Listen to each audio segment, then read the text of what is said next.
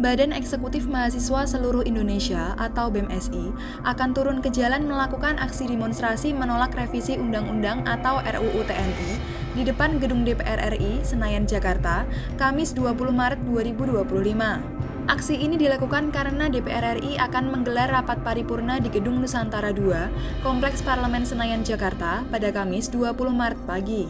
Salah satu agendanya adalah mengesahkan RUU TNI menjadi UU. Miris melihat bagaimana perluasan fungsi TNI telah disahkan dari yang seharusnya berfokus pada pertahanan negara, kini merambah ke ranah sipil.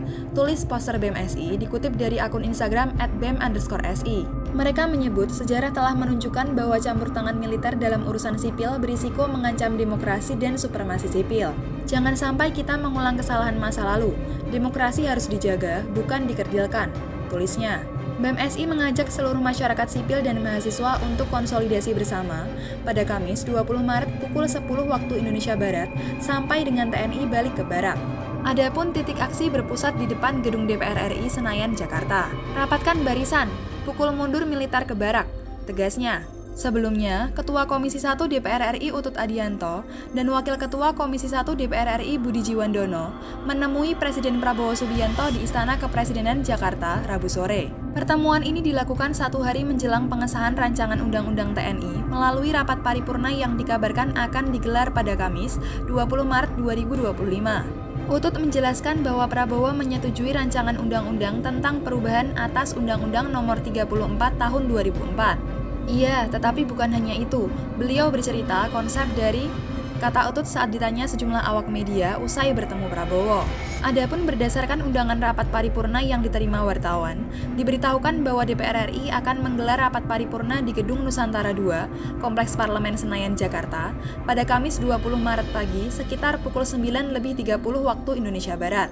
Diketahui, Komisi 1 DPR dan pemerintah sebelumnya telah bersepakat revisi UU Nomor 34 Tahun 2004 tentang TNI akan dibawa ke rapat paripurna terdekat dan disahkan menjadi undang-undang atau UU. Kesepakatan diambil dalam rapat pleno Komisi 1 DPR terkait pengambilan keputusan tingkat 1 RUU TNI di Kompleks Parlemen Jakarta, Selasa 18 Maret kemarin.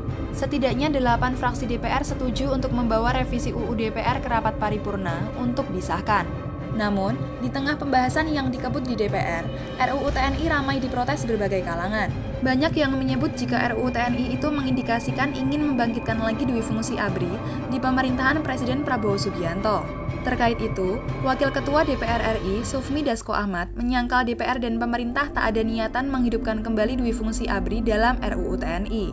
Dasko mengklaim DPR tetap menjaga supremasi hukum. Ia mengklaim DPR dan pemerintah hanya membahas 3 pasal saja dalam RUU TNI. Menurutnya, pasal yang dibahas lebih kepada penguatan internal TNI.